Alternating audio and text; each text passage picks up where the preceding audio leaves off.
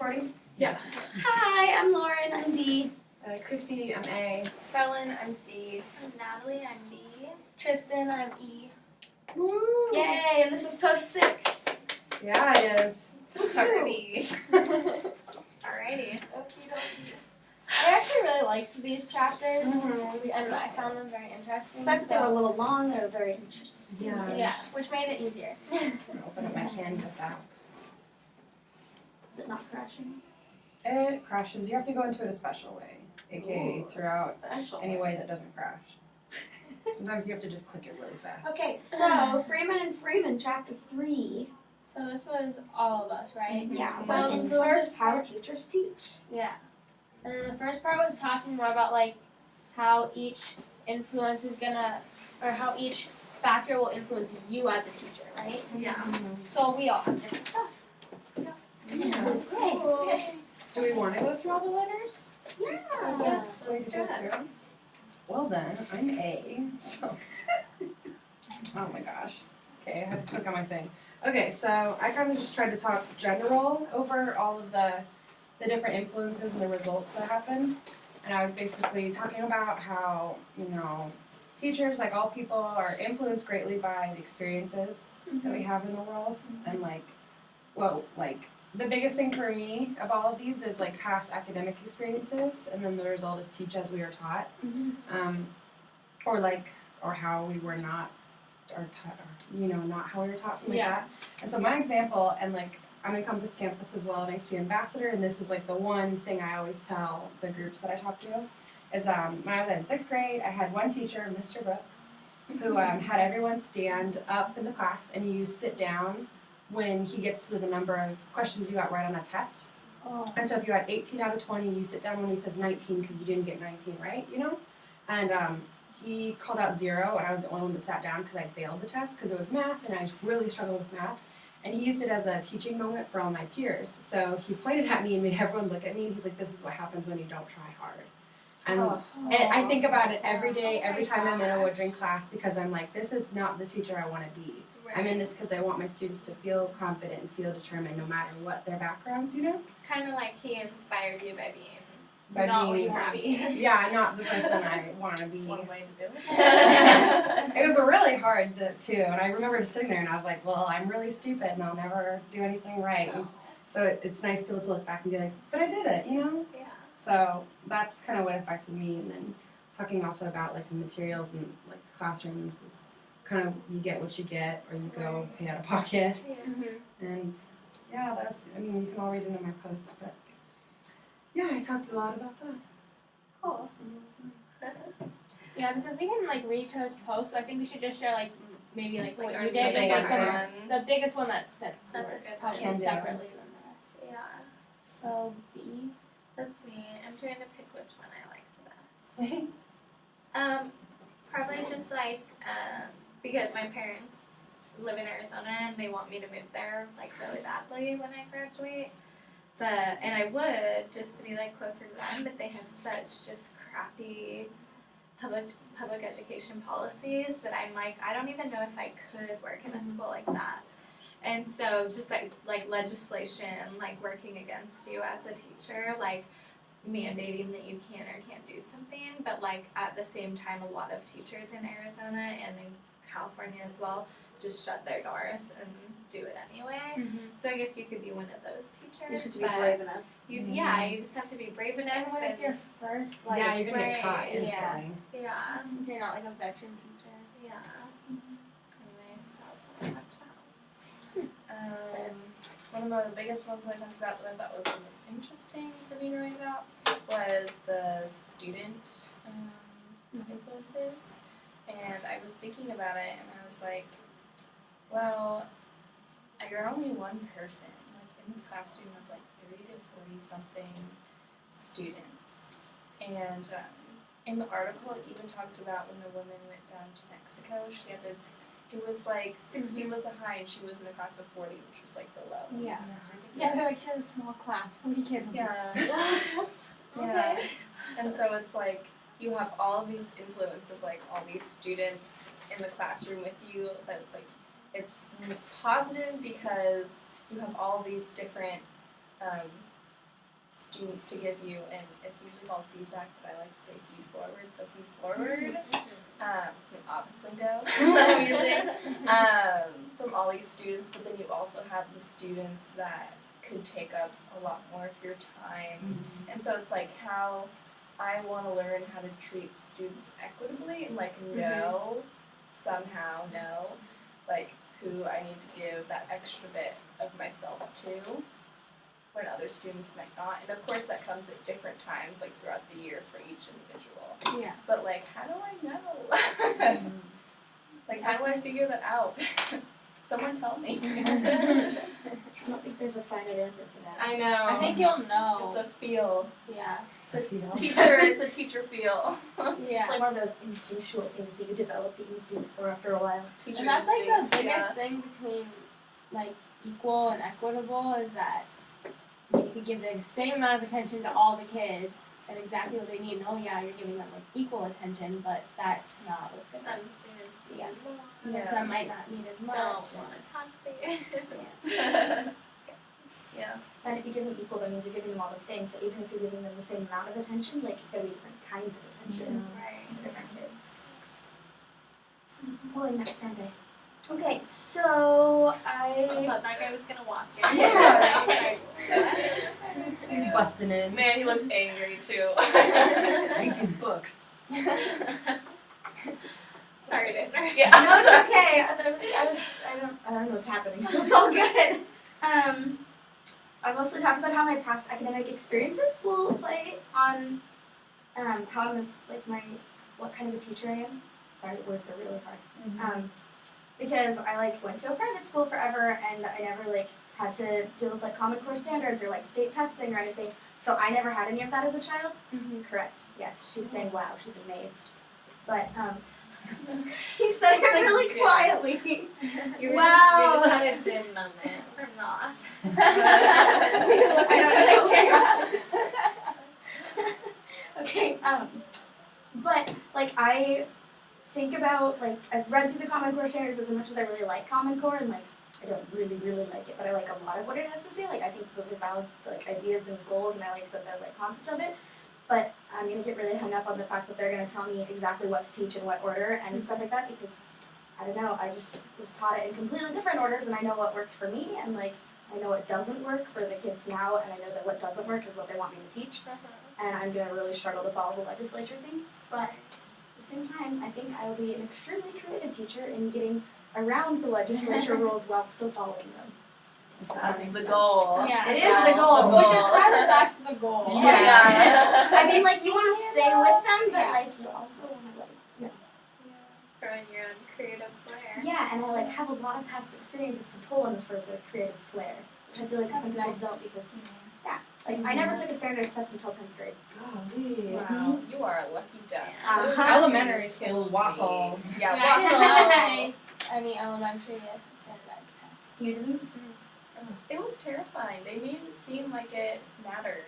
I loved standardized tests for some reason when I was a kid. When I was little, like 4th grade, I was like excited. I it was was a like, big kid Actually, thing. actually, we I used to didn't take the know that. SAT in my elementary school. We used to take Yes, the SAT, me too. but it was like not scary at all Oh, because we would like get to eat snacks and chew gum and like come to school in our pajamas and like our teacher would read the What? tests out loud and we'd like have bubble filling in parties and we like got to use cool pink pencils that were brought in because they were I the didn't special do that. number 2 pencils. Get It was, like, out of the here. best week of school and like Get we'd finish outta by like town. lunchtime and then we'd watch movies all afternoon. There was like and there was no stress for it. We didn't like prepare for the SAT tests or anything. Oh my that's gosh. so funny. See, in my private school, we took what they called the SAT, which was weird considering you're in elementary school. Yeah, no, mine was called the Stanford Achievement Test. Yeah, but I liked it just because I was good at testing. Like, I liked Yeah. sitting down Just and, like, like everyone filling in the leaving me bubbles. alone and me just being like, yes.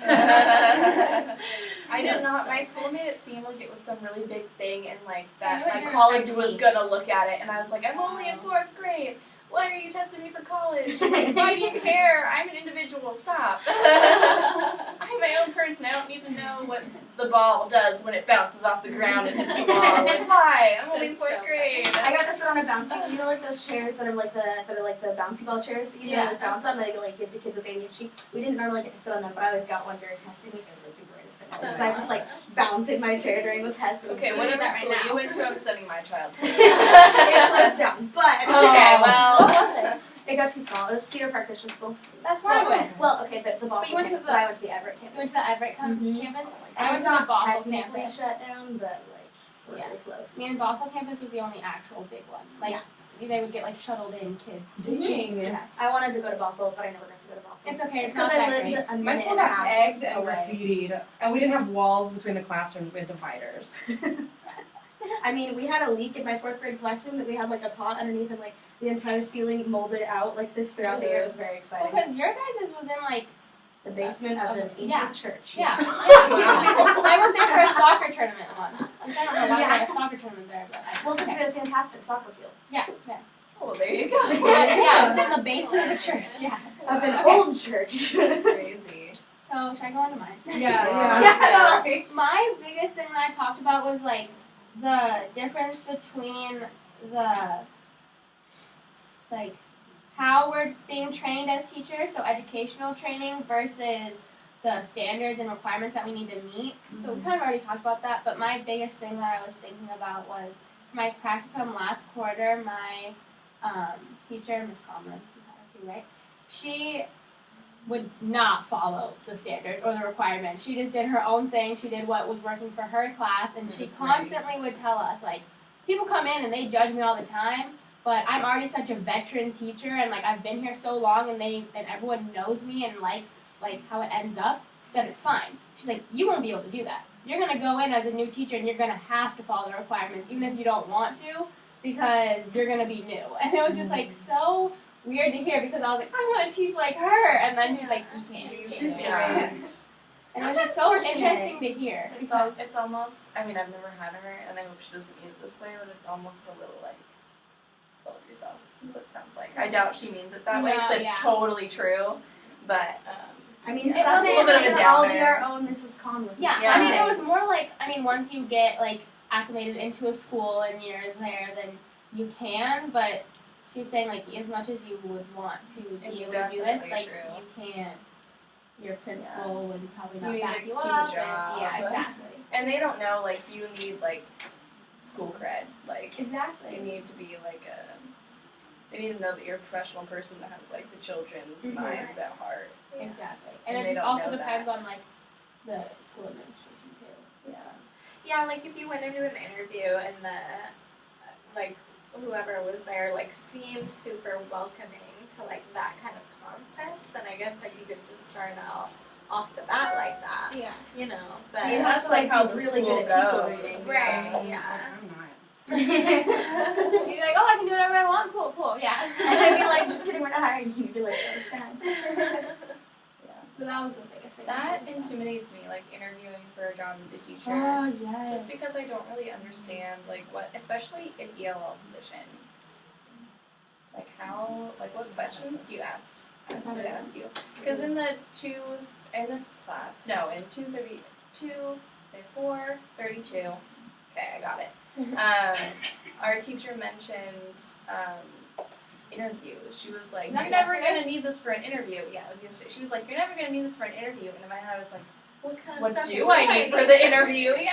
What are they gonna ask me? Why are you preparing me? Anytime I actually think of like the future of actually being a teacher and interviewing and having my own classroom, I start to freak out. I'm like, oh my god, there's so much I need to know before this. And I'm like, oh yeah, I'm in my second quarter, it's okay. But then I'm like, I feel like I don't know anything. Yeah. Even to graduate with this degree, I feel like I don't know everything I need to know. Like Yeah. the You NTPA. won't, And Yeah. yet you have like more teacher training education than like almost anyone else Any in the other United school. United States. Yeah. Like, That's why we That's can get a what job we anywhere. have Yeah. so much And barely education. anyone can get a job in Washington. And that's also why we have a 5-year program. Mhm. Yeah. But it's worth it because we'll get out and people will be like, oh, you're from Woodbury? Ah, I do a job. Yeah, Hopefully, we I have mean, not this, just this, like this, that, this, but and this endorsement. they're Yeah. like, oh, you have the language literacy and cultural major? Oh, perfect. Come teach for us. Yeah. Hopefully they'll pay me extra. They won't, but Keep dreaming. You need a I can master's wish. degree. Yeah. You can get a master's in teaching for 1 year after you get out of school, and then you can pay it extra for your entire life. I want a master's in something else. Not teaching. I mean, well, it'll be in. I want my master's in either language development, like speech pathology, so I can work in a hospital, or I want my master's degree in counseling. So it could be a high school Either way. Ooh, high school counselor, that would be intense. I was Those people looking have at insane today jobs. while I was reading that part in the book, her story. Oh yeah. Oh, and how she What was only her she name got a again? degree in 1 year. Yvonne. Yvonne. Yvonne. Yeah, you could do that. My dad just went back and got a teaching degree in 1 year, and it's a master's degree. And he had no teaching experience at all or training or anything. That's what my teacher did. He used to work in the Navy, but he was creepy and he wouldn't call me by my actual name. So And he was hired.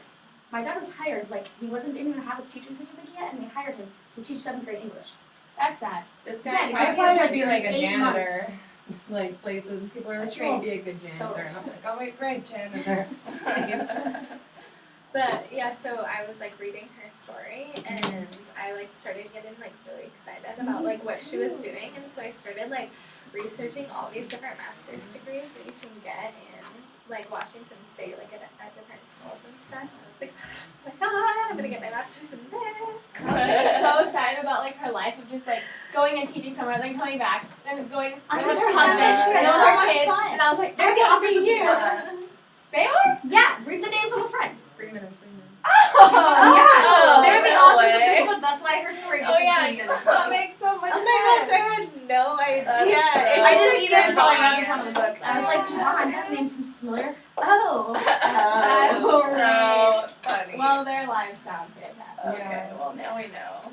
Right. With We're that gonna being do said, aspire should to we be move jealous. to We should two? probably focus a little Part bit. two. Next. Okay, Freeman and Freeman. Are we doing part This two? is the NCLB and English only laws. Let's Part just one. not go around the circle. Let's just So discuss we already it. did part one? Yeah, we did Yeah, part we one. need to do part two. Okay, part two. How does Yvonne's story fit into this dominant narrative of English only and test-driven environment of NCLB? Okay, so No Child Left Behind is now Every Student Succeeds. Isn't that what we were talking about? Yes. It's Every Student Succeeds now. So That I think was this is changed. old. This Like is a an few- older. Like not very long ago. Really recently, Like, so like within the last year, right? yeah, so I I think like the last couple talked about That's what I was how thinking. Every Student Succeeds offers more flexibility when it comes to how and when testing occurs. Because I went and looked it up because I was like, this is outdated. So I talked about what it was like. When That's did what I the did too. name of it change? Like January? It's not the name; it's like everything changed. Well, yeah, but when did it all change? Like January? January, if not December. It was like very recent. It was Well, that is Obama just started exciting. them. Updated for next quarter. Oh, I didn't Get a new the textbook. This sucks for them. Oh my gosh. No, this textbook is a good textbook still. So Just cross out all the NCLB. And just change your text. but this ECS. still there's the English only laws that are still like. There's that's no mainly laws. what you're There's talking still about in mad. California. In California, a couple others. And that's like the biggest thing is that we talk so much about how it's so important that they get a foundation of their first language before building English like on top of it, and not being able to speak their language at all.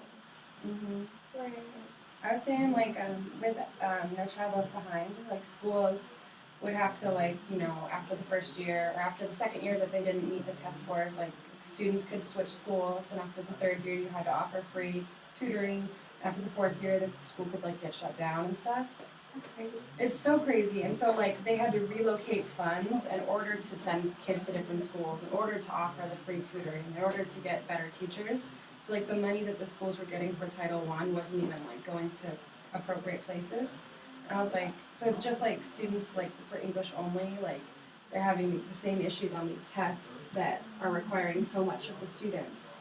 So it's like when it's an English only program and not like and it's a Title I school with all these non-native English speakers, it sets them up for failure because then the school is going to look like it's a dumb school. It's Yeah. just- I wish there was a way It's to so assess diverse. the students and the teachers, like in a sort of like main way, so you can like get a feel for like how, because like sometimes you can like tell things about a test, but like without a testing, without like a test. I don't know if that made any sense. I'm sorry, but I wish there was a way that you could Like just like a conversation with someone. yeah, or like bring you in a could like bunch of assess the volunteers. teacher instead of the students. I mean, I know teachers do get assessed, but not like as much as students do. Like maybe the teacher should take the standardized test. What I'm not understanding is why are so many schools have why are there so many teachers that aren't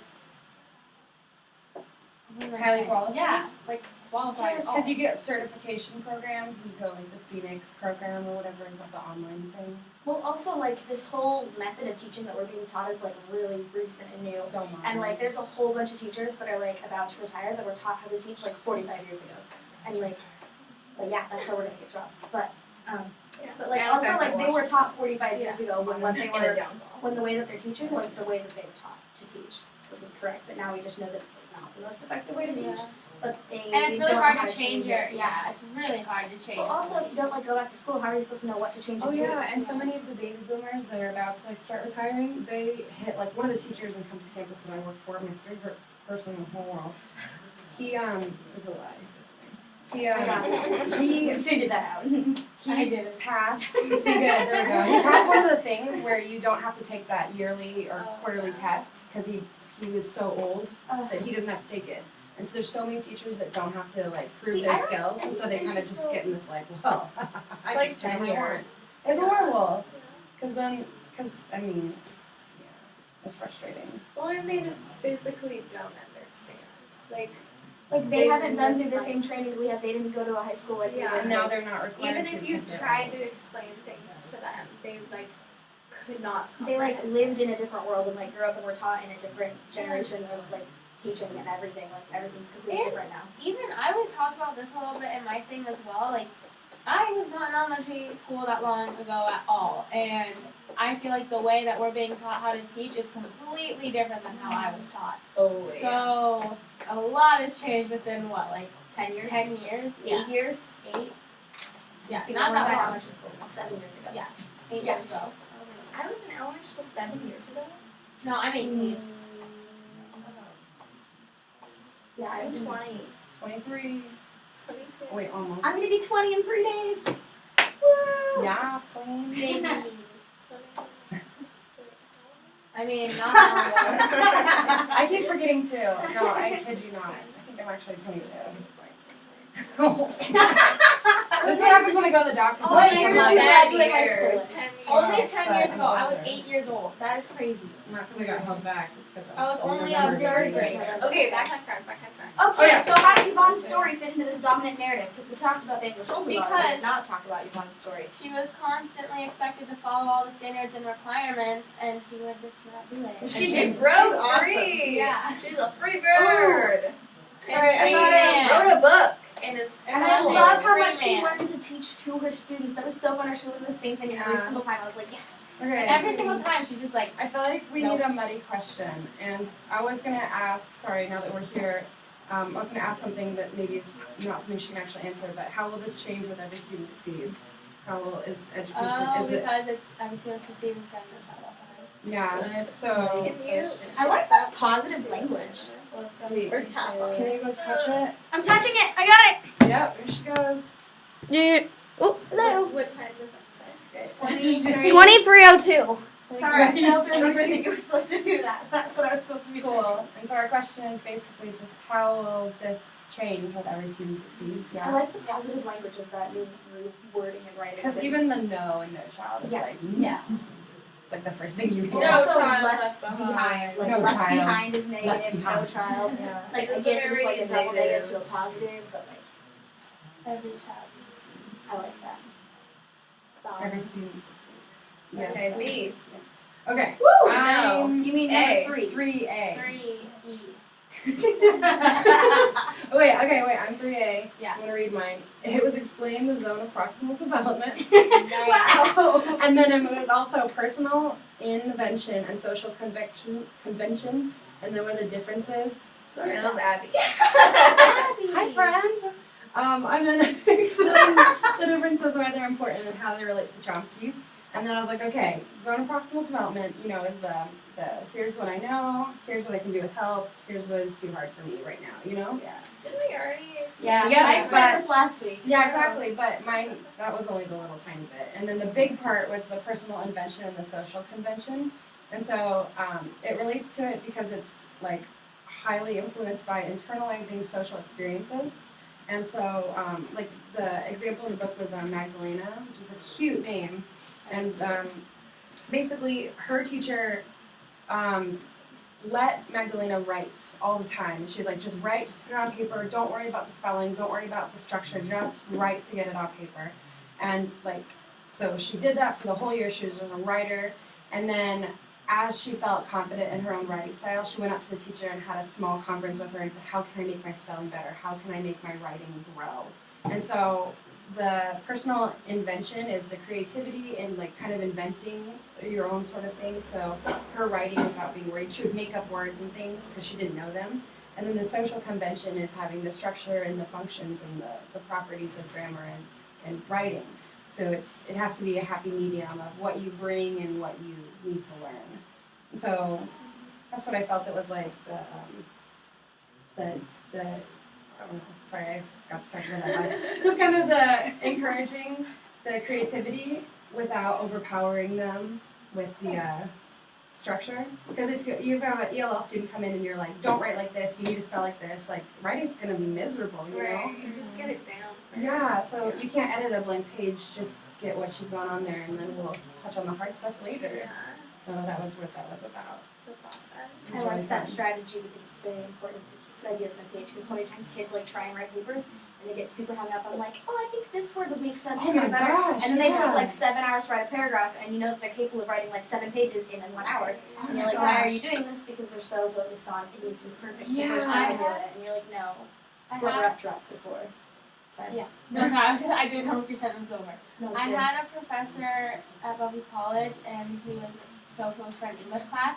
And whenever it was time to do like rough drafts or just figuring out what you wanted to write about, he'd be like, "Okay, guys, everyone, sit down. You have 30 minutes. Just literally write. Just write. Just straight. Just don't stop. Whatever comes to your head, just write it all out." And then we would just like, and write really fast, and then it was great. Have And you we had a guys- whole idea for our whole paper.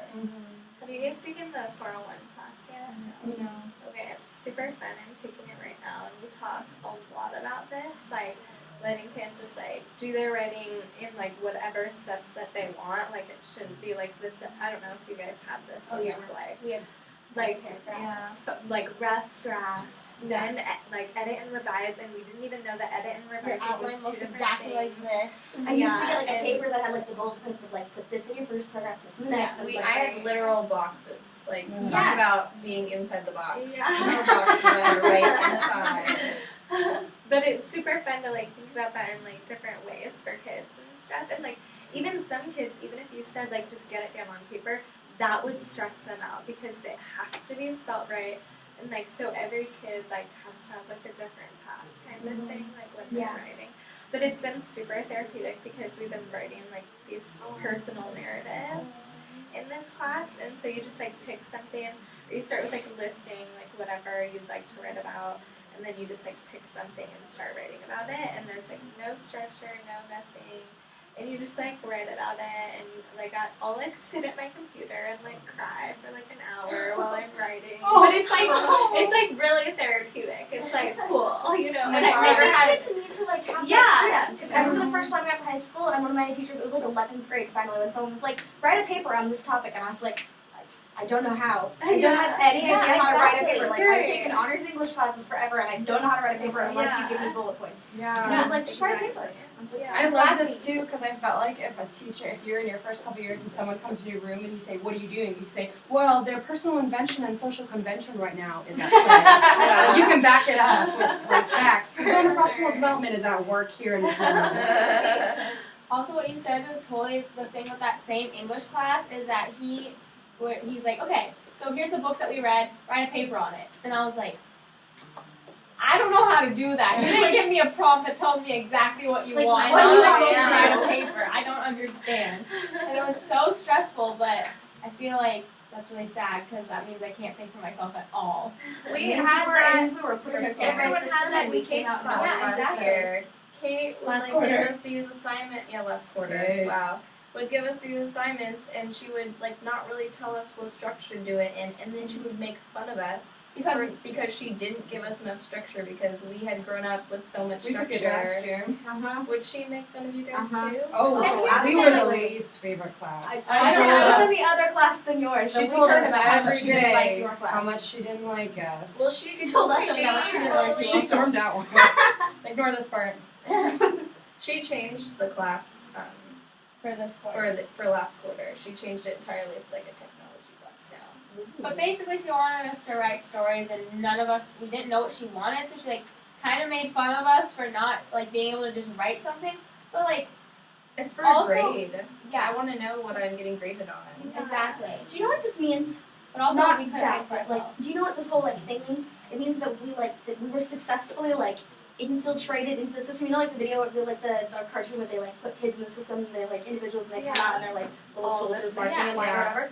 That means that worked on us, and that we like did this. But at the same time, like imagine if nobody ever taught us how to write an essay in a certain format, like or if they were just like write all the time, and they never like told us you need to write in paragraphs, so you should write in this. There are like, probably so many creative ways Yeah. to like do things. But here's the thing, that also, we it it don't doesn't find the happy medium. But it also doesn't matter because I've had so many different teachers who this is the way I write an Oh, essay because this yeah. is what I was taught, and they're like, no, why'd you write it like that? I don't like it that way. I want it this way. And then Or every like single APA class I could versus change it MLA again. formatting, like I was taught Yeah, MLA all through high school, and I know APA, Chicago style, like And the there's so people many that different- want the exact like introduction, 3 paragraphs, conclusion. That's how I always wrote it because that's how I was taught. So it's exactly like it. Yeah. And then if I I do think it that way, we find the it's happy not medium somehow, but I don't know where that I is. feel like that could be a muddy question. I do too. I absolutely think it could be. Like- Good time.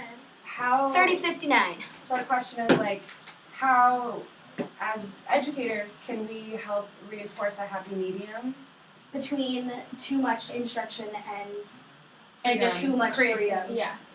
Between Yeah. enough guided instruction, but enough like In order to like Creativity. create Right. critical thinking skills too, Yeah. instead of just 'Cause us I don't being have like, critical thinking. yeah, I came to college and I was like, I don't know does what not to come from a think. specific Yeah. question because we're really good at answering specific questions. It's Yeah, like, it paragraph comes question. from- Oh, here's my Yeah. answer. It comes from us like creating the questions and then finding the answers And I've without. not done that. prompts. My mom, she would always be like, Tristan, just come up with something like, use critical thinking to figure out how to fix this. And I was like, I don't know how to do Critical that. thinking is so important. The more I get into our literature classes, the more I'm like, this is so important, and I was Yeah. never taught how to critically Even the think. kid I nanny, and he's the team president or captain of the future problem solving club in his school, and he's like super smart, like way ahead of it. But like even the future problem solving class still has like boxes and like bullet Wait, points it's and two arrows and Is this directions. the sad kid?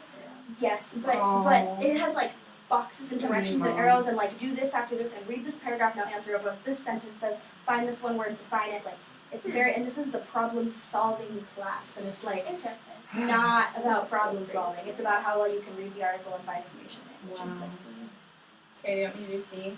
Did we do B? No. we didn't Oh, make we it to haven't the gone end. B? No. So B said explain spontaneous and scientific concepts and cognitive apprenticeship. I have another part, but I'm going to start with that too. So spontaneous and scientific concepts was like also a theory from Vygotsky, who we talked about last week. And so spontaneous concepts are like words that we have created as a society, like based on what we have in our society. So like this is a whiteboard. Like whiteboard would be a spontaneous concept because this is not actually called a whiteboard, but we called it that. Does that make sense? What is it actually called? It It's doesn't like really a have erase a name. board It's or just like something. it's just like a material that we Yeah. have, Oh. but we named it whiteboard. Because other places might not have these, so they wouldn't call them Right, whiteboards. They yeah. don't have them. Because they don't have them, they wouldn't know what the word for this was because we named it that. That's confusing. Or like we live in a society that has cars, so we named that instrument that we use for transportation a car. but like other societies don't have Other cars. societies don't have cars, so they don't even know the word car because they've never It's not in had their a car. vocabulary. Yeah, Yeah. if they saw it, they would make up a different name for it. It's like Right. a kid in the test with the dishwasher. I don't know. Yeah, It's your from the- boyfriend. Yeah. So that's called a That's that's called a spontaneous concept, and then a scientific concept is words that are like categories or that like categorize other words. So like tools and like the words that go in there would be like hammer, wrench, that kind of thing, and or like I used one example here. Like types of transportation. Like transportation is the word that's a scientific category or concept, and so the words that would go in there are like train, car, that kind of thing. Does that make sense? Yeah, it's Okay. kind of like the entailment concept within that other class. So 431, 432, that's the other one. And then cognitive apprenticeship Just read. Okay. Read entailment.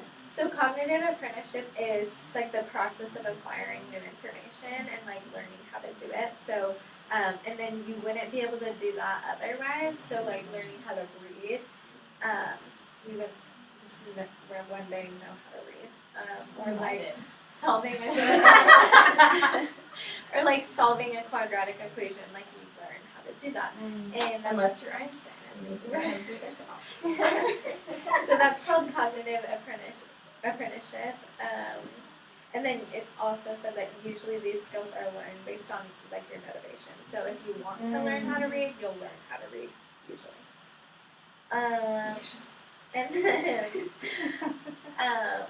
And then it also says define and give examples of each of the 3 functions of language that the authors cite. So these are, number 1 is referential function.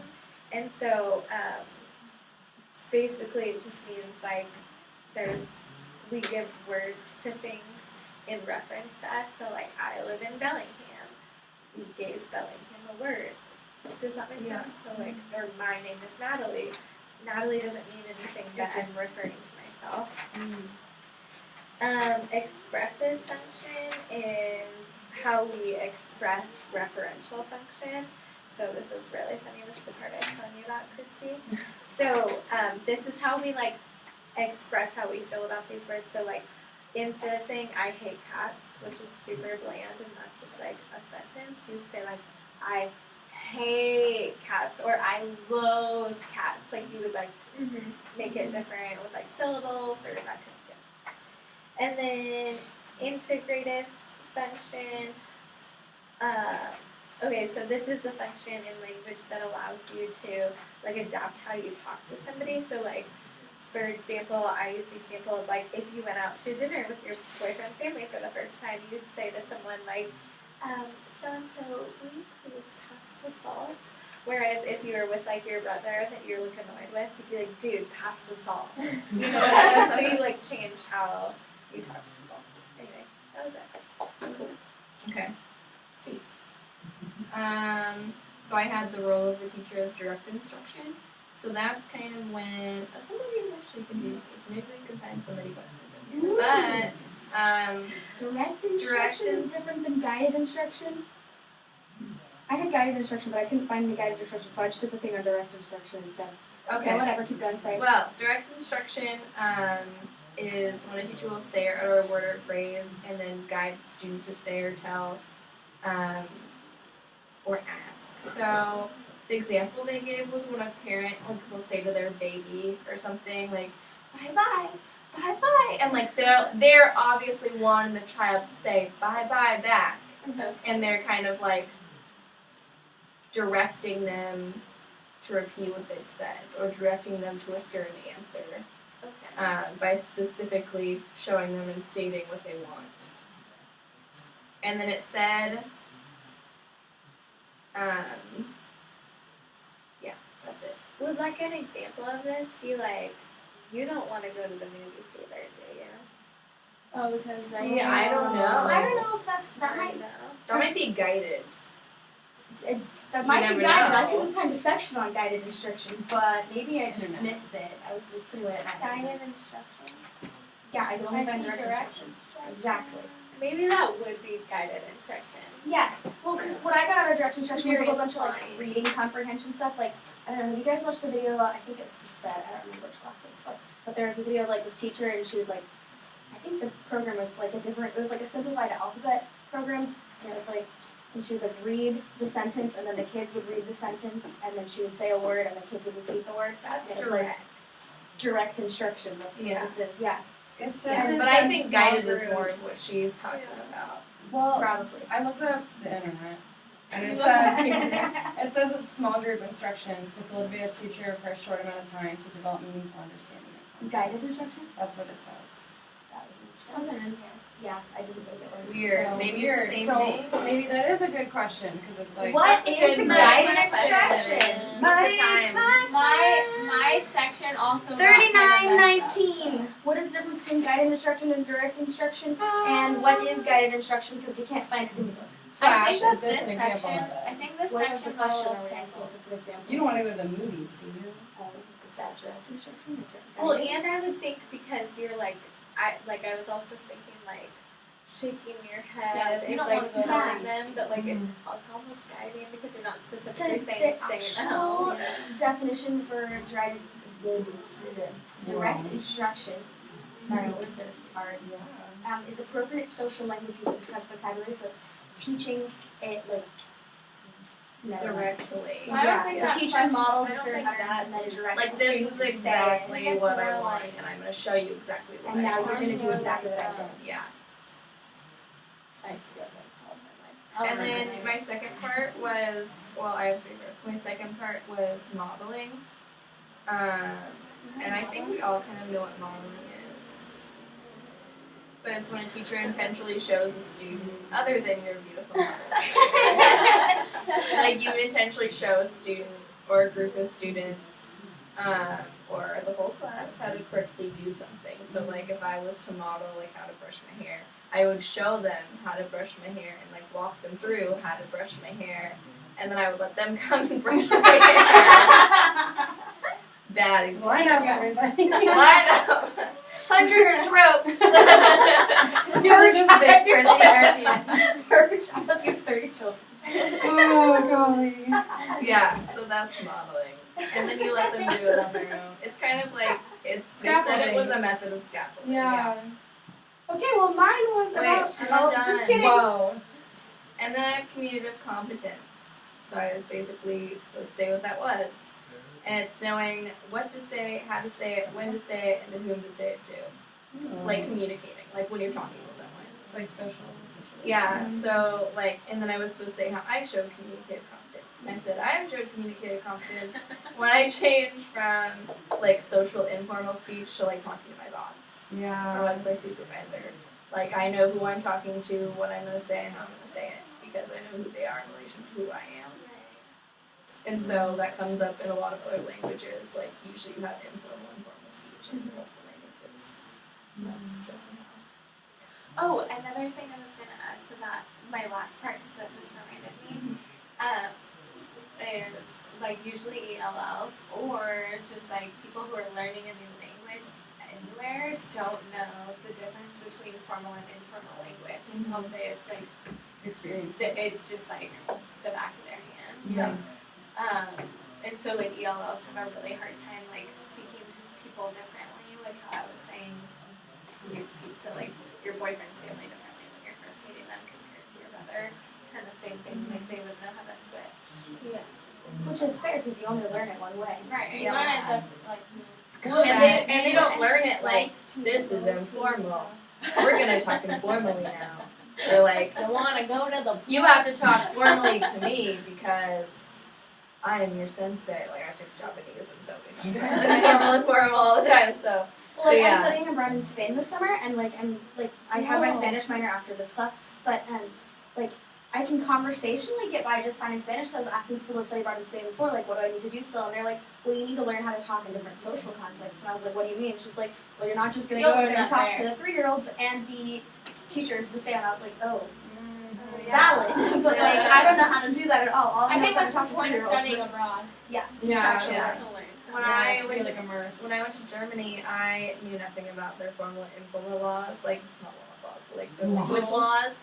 And I like introduced myself to someone who was a stranger, but she was like the same age as me, but she was still a stranger, and I didn't know that it was supposed to be formal to a stranger, which is like everyone who you don't know, and then the stranger tells you, no, like talk to me this way, and like that's a thing. And I introduced myself, and like they knew I was American, so it was okay, but it was like my boyfriend's family, Oh. like well extended family, not like direct Yeah, family, right. but like they were kind of like, hi. I was like, I'm sorry, you're obviously no. an American. And I was like, yes, I am. I don't know anything. Oh. Yeah. That's so funny. Yeah, we laughed about it later. And I learned how to do cheers with beer, and it was great. In Yeah. German. In German, yeah, so. That's Yeah. so Oh, but it was so embarrassing. So I just totally didn't. I mean, no one ever told me. Did you take German language classes? No. Oh, I just have Phil tell me what to say. Well, he but- told you to say the wrong thing. No, I learned this in an app, and then I Oh. told him I can introduce myself. I I never did that again. That went really well for you. Yeah, That's so funny. yeah. Okay. So, I was asked to explain guided instruction, but we've already gone over the fact that that doesn't exist in this chapter, so I talked about direct instruction, and we already talked about that a lot, but I did add other random stuff to it, because I don't really know why, but I talked about it in, like, the context of second language acquisition, learning, and teaching. Sorry, that scared me so bad. People are having a party really over there. loud. There? They like ran into the wall. Oh, over there? Okay, So over they did there, everything. like, before I started, it was so loud, they were, like, screaming, and they were No, like, these people are "We're having a gonna party. get kicked Listen. out." Like it's coming. Oh my god. They tried Everyone, to calm down. This is a library. Okay. So I talked about it in the context of second language learning and teaching, and how direct instruction is not an accurate way to teach, or not an inaccurate way, but not the best way to teach second language acquisition like Yvonne learned, because you don't just want to teach kids drills, because that's not going to help them if they can say the same sentence Yeah. 17 times with perfect pronunciation, but they can't expand on the sentence. I mean, my shoes are red. Great. What if I want to say my shoes are green? But now I don't know how to say that because all you taught me how to say was my shoes are red. Like, Yeah. My shoes are red. No, they're not. Yes, they are. My shoes are. like the direct instruction as far as second language acquisition and probably first language learning too, like, honestly, is not a very effective method for teaching at all. Just listen and Sorry, I was so scared. I was like, please no. I hate conflict. That makes sense because have you ever talked to like a little kid and they're like adamant, like Yeah, this is a square, and it's like No. and they don't know how to compromise at all. There's they're like it's a square. I'm like no. There's a comedy sketch about that. I think it's Louis C.K.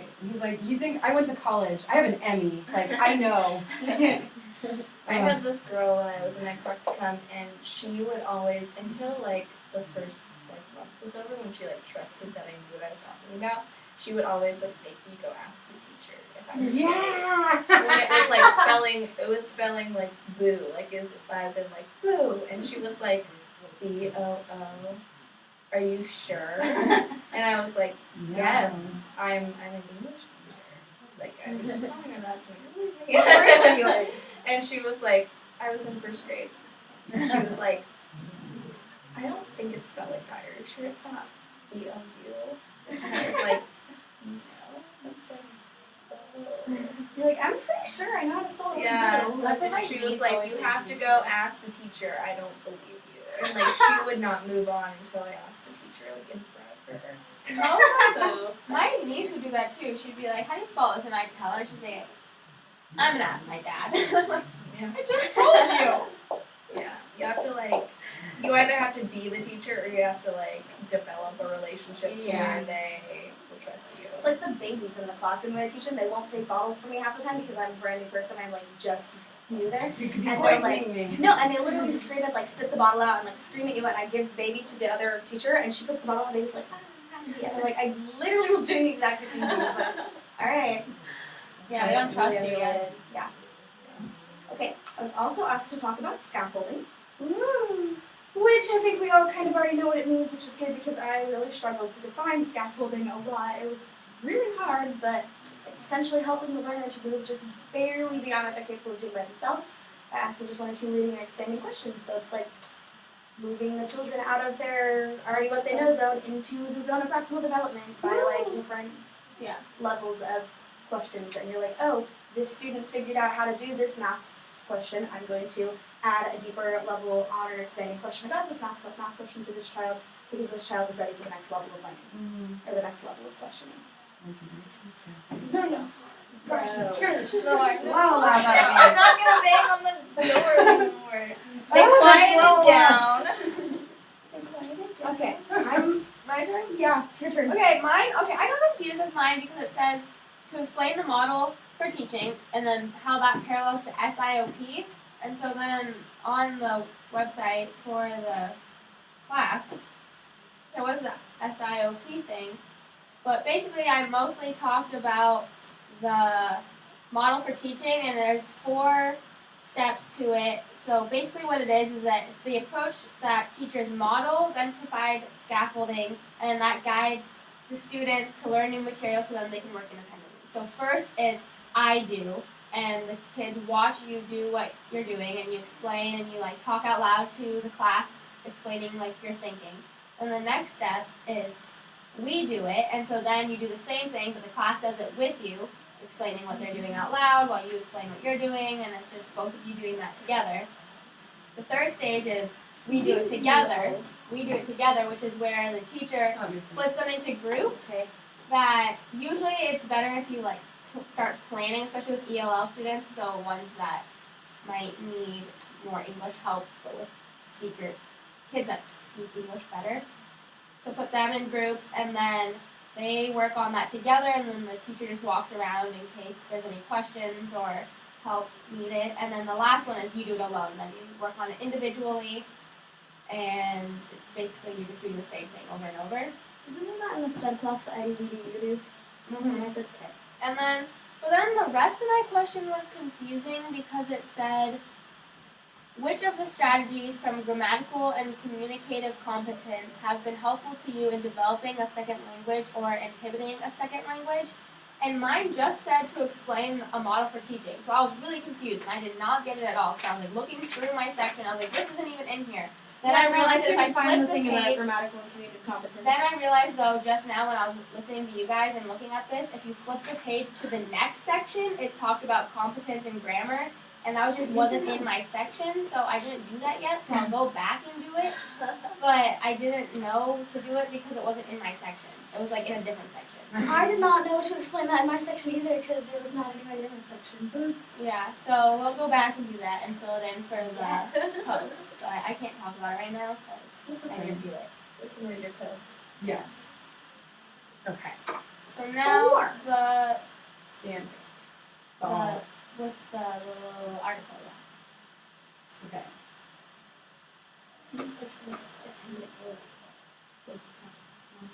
What Sure. about We're Is doing this the an article all? now. Wait. Scroll up a little. Ah. Okay. We each have different parts to the article. So yeah, we all read it, and so then. Okay. It's But weird that it says we all. read different Well, parts. we all have But the look up same. standard. We all had to read it, but we did Read have different different parts, parts yeah.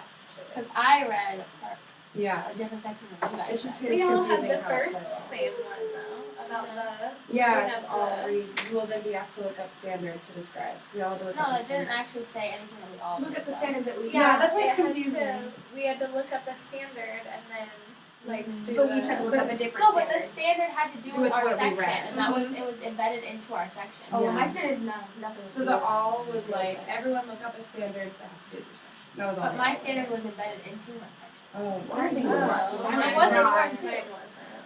Okay, Well, wait. So do you want me to number go with A then? D's is. D's standard Let is me in see there. you. I don't think it was. There's a link, and so is B's and A's. Well, Oh, I yeah, the wasn't. Common Core standards did not tie into what we read. Well, I mean, they kind of did. I don't know. Okay, wait. Is it me? Yeah, A? there A goes? I I thought you what to we like wrote. quote a particular. That's what I did. That's what I So did. that's what I Okay, so A. Mine was language and Common Core standard. And I was supposed to briefly summarize like the first 2 pages, which was cool. So I was like, all right, there's a 3-tiered approach where language contributes, we're in. Language contributes to the requirements across every subject. English, language arts must include communicative and academic language skills, and then explicit knowledge must include the most advanced functions of language, grammar, vocabulary acquisition, contextual understanding, and blah. So it talked about, and blah, like it was like, and so on, and listed, and I was like, no. And then, so it literally just talked about that, and then it said that the 2 highest areas of concern for ELL students is on English language proficiency and content area knowledge, approach through classroom adaptations, accommodations, and modifications where applicable. And then my standard that I said, I just kind of picked one, but it was the same for all grades. But it was literacy, and it was engage effectively in a range of collaborative discussions, one-on-one in groups and teacher-led, with diverse partners on grade 4, topics and texts, building on others' ideas and expressing their own clearly. And I said ELLs working in groups and peers can have an advantage because if they have that zone of proximal development, it can occur when you're in discussions with diverse partners that are more capable peers, or they can help lead in different, like they can help them along the way, or even if they know it all, Spanish or what have you. So it was supposed to say like whether or not it could benefit. And so it could benefit, but it could also be like, I'm so annoyed with you because you don't understand what we're doing. We're really very far and really sounds. No, it's fine. It was very small. They were all pretty small. So I don't know if I did this right, but my section basically talked about how with Common Core and like teaching ELLs, we like focus a lot on like mastery of the language, but students get stuck at a plateau. Where is it? It's a certain plateau. Oh, an intermediate plateau, and so they just get stuck there because we've taught them like how we were talking about earlier, like to say certain things, but then they don't master the subject or the content as well as like native English speakers do. They don't really know what they're saying, really, but they know that they're saying what you want them to say. Does that make That's sense? like the lack of critical thinking. Right, Kind of being robotic yeah. soldiers. And so anyway, so I chose a literacy Common Core standard. It says ask questions to clear up any confusion about the topics and text under discussion. And I think I did this part wrong because I came up with like an example of like my past experiences. I don't think there's anything right or wrong. And I said why he wasn't following through with this. Because I don't know. Anyway, so I basically, this actually happened today. So I was working with an ELL student and he's in first grade, and I was like, the teacher wanted me to like show him flashcards and have him say the word that, it was like a picture on the flashcard, and then he was supposed to say the word that was on the picture, and then he was supposed to say the first sound, or the sound that the first letter made. And he was just like excited that it was a game and stuff, and so it was like a really weird picture that maybe could be like construed a different way or like interpreted a different way. And so he would say the other thing and I'd be like, I think the picture was more going for this, but then he would just say the sound over and over again of the original word that he said, and I was like, Was it like a boat, and it could be a boat or a ship? yes, yeah, and so that's actually a perfect example because there was a sailboat that he was just saying boat, And you're like, And you're I not was like, wrong. I was like, you're not really wrong, but this is a sailboat. See how there's like flags? And he just had no idea what I was saying. And so he just kept saying, To boat. move on, like, move on, I'm saying it. And I was like, I Well, guess he you're wasn't doing right. anything wrong But, either. like, more so, this is more a sailboat than just a boat. And then there was another card, and it was a ship. Like, it was like a very large, They obvious, said like, boat ship. again. And he said boat again. And so I was like, it's like, he was just like totally, because he's sick. That's hard though. You They know. should have done a ship and a sailboat. I know. That's hard. 'Cause I don't know the They difference. should do like shark. Yacht. Right. You don't know the difference between a Yeah. sailboat and a ship? Well, a ship, isn't it just a boat? No, That's really the big big boat. A But ship still, isn't big. At what point is a boat big? When it's not a steamboat and then it's like a big cargo ship that's like big. See, I'm thinking pirate ship. It's like the, Yeah. it's like the difference between like a boulder and a rock. Yeah. You know what I mean? Like there is a Or middle pebble. ground there, like And where then is there's the this pebble thing? too. Yeah, then there's This is some- hard. What if the student has never been around boats or ships? And it's like, That's those are true. all boats. That's why I was like, I don't know. Yeah, right? that's hard. But anyway, and so he just totally wasn't getting the concept of what I was saying, but he was just saying it right to move on. Yeah. Oh man. Anyway. That's Okay. yeah. Confused So, child. He's like, I want to play this game, and you're making it not fun. Miss And I was Mallory." like, let's move on. Are you done? Yeah. Okay. Not to. I didn't mean that in a rude way. I feel Are like you done? I feel like that came out in a really bad way. No, I was just trying to close Closure. it down. I don't know. Yeah.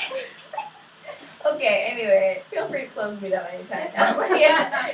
Okay. Language across curriculum is what I had. And basically, the authors said that there was a push for language across curriculum. And they said that it hasn't really happened. Like, there's been this big push for it, but it hasn't really happened yet. because of the boundaries and like barriers that are set up with subject matter. And so you can't really have similarities with like technology, working with science, working with art. So, like you can't really like have it all interconnect with language unless you can do that within the subject matter. But schools don't do that. They say science is science, art is art, Hey, my like math is math. Like As you said, this is the biggest problem I have with legislature, because that's not how I was taught in my private school. Like, we were like, Yeah. everything was together. everything's like in its own box, and it's kind of like that's what they were talking about. I hope that's what they were talking about. Some of this I just thought was hard to read Yeah, it was and really understand, but that's what I took from it, which I thought was good enough. Mine was really poetic. Yeah. But it's kind of like Miss Codlin, you know, she doesn't have a schedule, which drives me crazy. But also, they don't know if it's like science time or if it's math time. It's like, we're learning. This is And- learning time. Yeah, and that was with like a lot of people. We would come and we would talk about our class, and people would be like, "Oh, our students are so well behaved because they know like exactly what happens at what time, so they just come and they sit down, they start doing their Being thing that they're supposed to trained do." Be on a schedule. But then It's like Miss being in a Collins- prison. but they were well behaved because they knew where to go, what to do, sit down, they did it quietly. But like Miss Collins' class, you all come running in, you go to the carpet, that's the main thing. You go And to the it's carpet. cool because, like, I remember when I was there, I feel like this is related to still, sorry. But, like, they were doing, like, an alphabet thing, and, like, she was like, it's really important for them to get frustrated. And Did to you do see- second grade? What? Did you do second grade? Yeah. We did a lot of math. A lot of math. We went, this was last year when she was still in the room in the library. Oh. It was tiny and, like, super overheated all the time. But, like, she was like, it's really important for them to get frustrated so they can experience Yeah. this. Like, Well, So because like it's that's kinda how like that's that what they too. do in our 380 math sequence too. They're like, you have to get frustrated, and that's how you learn. yeah, and so it's like, she never, like, put labels on things. She was like, this is, like, learning time. Yeah. I thought that was really good. Sorry. Oh, that's good. I think we should all remember that as teachers. My second part was language. I have 3 parts again. Is language as basis for learning and some implications of that. So they basically talked about language-based theory, and that's how learning is how all language is. Learning is motivated by language because you have to take a topic, you have to be able to talk about it. You have to be able, okay. So first you perceive the topic, then you talk about that topic, and then you act on it to accomplish more and more complex tasks. And it said this was like related to Vygotsky's thinking of theory and Vygotsky's thinking of theory of development, which is like interflectionality between like subjects and materials and stuff like that. And then in school, some good examples of this are like scaffolding and like doing puzzles and explorations rather than just like writing about it and then let it go. But like actually taking something, talking about it, having to figure it out as a group, and then like using it to do something else. And how language is like key in like the exploration period of learning. Well, and in all learning, because we talk to each other. And then I talked about how CCSS is different from previous standards. Was that all question? I think so. Oh wait, never mind. No? Okay. Because it's not in the last, okay. Good, it's still me. So I said that basically that subject standards can be viewed in 2 ways, narrowly and broadly. And so like, it's the teacher's job to strengthen the students, and the Common Core standards give us the opportunity to rethink language in ways that has not been taught before.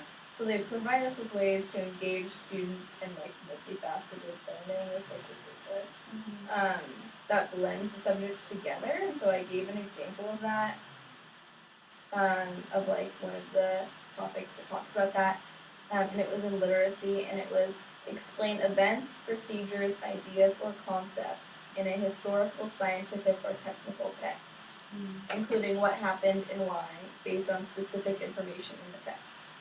So it was a literacy piece, but you could look at historical, scientific, or technical. So it's like an overlap. Yeah, and then you have to also explain the events, procedures, ideas, or concepts.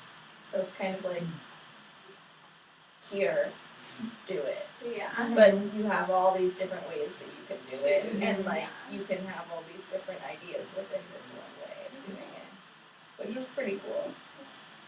Yeah. So like that. I like mine is so different. I feel like we should like clap for each other when we finish. I don't have the effort to put like people out. My least favorite thing is the 1, 2, 3 clap, you know?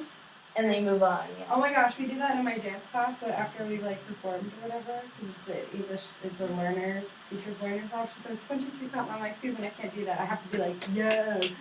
So if I just like, We do that in hall council a lot. They're like, it's the recognition clap, I the hate conference that. clap, and it's like, no, I didn't. That's Let me clap for you. Also for students, this is a really good way to let out some energy for one My moment. favorite thing is the like, and then you like copy, and then like to get kids' Yeah, attention. I hate love that. I I know, I never- love it. I I'll think never it's so clap fun. along with it. Even in our classes, when teachers do that, I'll sit really still. Like, I why didn't you love clap? I'm like, why didn't you clap? okay. Was that I person think B or it's C so that just fun. talked? C. You're C. Your turn. Oh, I'm already yeah, done. it's my turn. Perfect. Okay, I was I was asked to read about language as action was the section that I was reading about. Words and okay, no. I read about it, I'm sure that I did. I'm supposed to summarize it for you guys. There we go. I'm sorry, I'm really, really tired. Okay. Language as action is belief that like language is like an inseparable part of human nature. Like it's like it is. I don't know. I need to read it.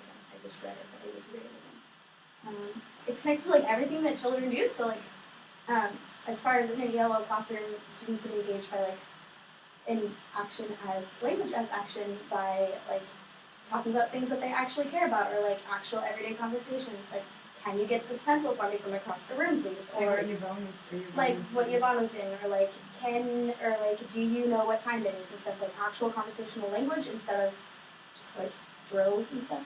That's basically They the would way be that chess in the player. Yeah. Like, who's gonna say that? and language as action is like it's part of human nature. It's like that we have to talk, like that's how we do things. It is. And that's basically what it said, except in a lot fancier words than I just said it. But and then my standard was one about history, that I'm going to figure out the name for right now. ELA standards for grade 6 through 8 for history, social studies, and I didn't write down the exact standard, but I wrote it on 6 through 12 social studies, but it was really only about 6 through 8 because there's nothing about high school in there. But that's still the wrong paper. Okay. I just said that ways that you could use language as action to teach this particular standard would be encouraging students to discuss historical topics that they actually liked, or like allowing students to work in groups, or instead of like, I remember when I was in elementary school, my teacher like had a bunch of historical topics, and she like drew them out of a hat and like assigned us one each, and was like, you're gonna talk about this, you're gonna read about this, you're gonna read this, and nobody liked what they were reading about. Everybody was like, I want to read about what this person's reading about. I would have done a way better job if we'd been allowed to like choose our own topics from the list and like actually care what we were reading about. I know that sounds bad, but I mean both graders, what do they care about stuff that they don't care about. And that was possibly the most disjointed conversation that I've ever had with people. I don't know if anything I just said makes sense at all. I think- Yeah, we got it. I think mine was slightly different from your guys's, but basically mine was language without borders, and it talked about how there's like 2 different types of language. There's one form of language which is a part and parcel of every human endeavor, which is basically that language should be taught as part of everything and not like its own separate thing, because it is a part of like all of the whole world, and it's embodied in your movements and expressions in all parts of the human body, and it's tied to the physical world around us in space and time. It was just like this big poetic thing about what language is to humans. Oh, And then like the the second form of language is like a specific language, like the culture or nationality and what language people speak, like English, Spanish, or French. But then it was talking about how when we talk about English, for instance, what are we talking about? Are we talking about American English? Are we talking about British English? Are we talking about Australian English? Like, what are we talking about when we talk about a language? And then from there it was talking about like, well, okay, so if we're teaching someone this language, which form of the language should we be teaching them? Like, are you going to be teaching them American Standard English? Are you going to be teaching them, which is most likely what you're going to be doing? But then it was also saying how language is not a fixed, ready-made code, but a process that is always changing and developing. So mine was pretty like, just kind of talk about what language is. in a poetic kind of way. And then the content, I didn't do the content standard exactly like how you guys did, but because mine was slightly different. But it was talking about how, so for instance, how I was saying that there are different forms of English, there are also different dialects. So even with American English, there are different dialects of English based on where you live or like how you grew up. And so one of the Common Core standards is for knowledge of language is that students should be able to use knowledge of language and its conventions when writing, speaking, reading, or listening. And I was thinking about this because, okay, well, if someone grew up with, like, I think it's like Ebonics, right? Mm-hmm. That's technically their form of English, and that's correct, but if they were to be graded on a Common Core standard, they wouldn't pass that based on using that, even though that is their knowledge of language. So, I don't know, that's kind of Have you ever seen that TED Talk? It's like a spoken word poem where this like woman stands on the stage and she like says her spoken word poem, but she changes from like what we would consider like U.S. or like American Standard English, Ebonics, and then she like talks with her like Jamaican accent. And it's really cool. What's I it forget called? what it's called. Oh. It's on TED Talk. I could like send it to you guys on Facebook. Okay, yeah. Or on campus. I don't know why it's on Facebook. You know that one you sent Cindy? She made us all watch it. I know, one day, yeah. and then she's gonna show it in all her 203 classes. How did you know I sent her that? Because she goes, Natalie sent me this great video, and I was like, Natalie. I love Did you guys read the poem that was in this book? In the chapter? I did read the poem. Sorry, It was a good poem. I was a little bit more excited than I meant to sound. It's okay. I did read it though. I'm excited about it. I wasn't going to read it because I was like, I never read the extra boxes. But then I read the the first long one. sentence Yeah. and I was stuck on reading it. Yeah. So I had to finish there. Did we all do the Yeah, excerpt on the video? I haven't typed it up yet, but I did watch the video. Okay. Yes, I did. And it had to do with our own. The particular Connects to section your you read. particular section. Okay, so I guess I'm just gonna jump in. My section was literally just talking about the Common Core English stuff. Like it was only 3 pages that I had to read, and so I was just trying to talk about how, like, ELL students are, like, he said it's like a national issue. He's like, they're in like Kansas where we've never seen them before, you know? So I was trying to just talk about how they're everywhere, and not in a bad way. They're everywhere. They're everywhere. We just have ELL students everywhere, and it's really important that, like, these 3, like, things about English, like, he's like, they have to align everywhere, but then we have to, like, also, you know, still be unique to each student. And I was just going to try to talk about that. The systematic approach sets the bar so high for students, and that we have to continue to provide continuous support and help them reach each system, crossing over into each lesson, and making changes takes a long time. Not even like months or just years, but lots of years. Lots of years. One of the things we talked about was like a challenge that ELL face is tests which like rely heavily on language acquisition instead of content, and that's literally word for word what my part of their article said. So there's the connection. Nice. I just listed almost all of the challenges inside because I didn't recognize it was just supposed to be challenge, but so those are there. You can look at those. Okay. But the connection by section was that if teachers are unprepared, like specifically I took that one, that challenge where you said that teachers who are unprepared, lack sensitivity, Sensitivity? for supports of instruction for students, like materials, accessible language, parent involvement. Sorry, go on, keep talking. This is just fun.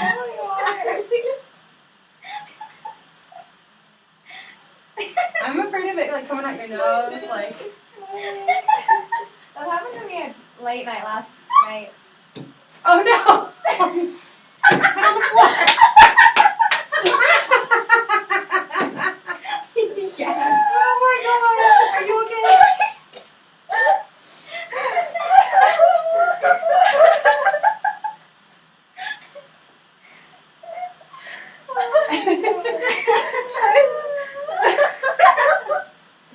Mighty question. How did she Continue breathing. I'm sorry. Our most entertaining film discussion yet, like hands down. How do you breathe? I don't know. I got water.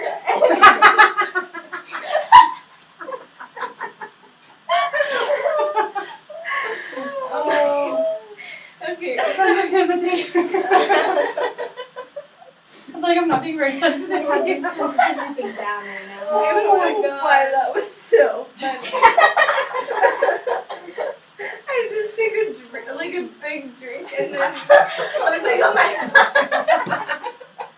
Oh man, my face hurts. This is why we don't do this stuff at 8:30. Yeah. Oh, Okay. I'm okay. just gonna move. Okay. Yeah.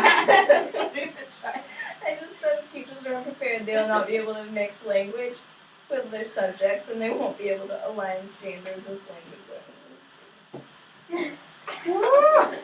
Nice. My face hurts. Oh. Okay. I wrote that I don't think that students, that policymakers should.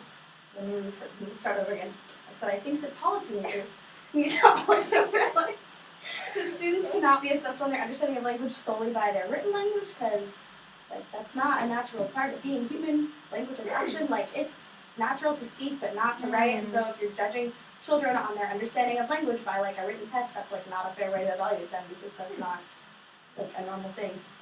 And that also language is so much more than reading and writing, because it's like super intertwined in everything we do, and that I agree with him that academic content and language should not be separated, but it should be completely connected. I mainly only just like talked about what my section talked about. Just only talked about one thing, basically that there are different forms of language, and it's not fair to just like expect that one form to be the like, basis on what you're tested and what you're expected to know, just because it's like, yeah, let's do it. Okay, another alright. No, We're good. That's it. Thank That was goodness. it. Turn it off. I don't know how to turn it off. Okay. You don't want me to try right now either. We'll probably break your computer. And then we'll finish up our community assets because we've been here forever.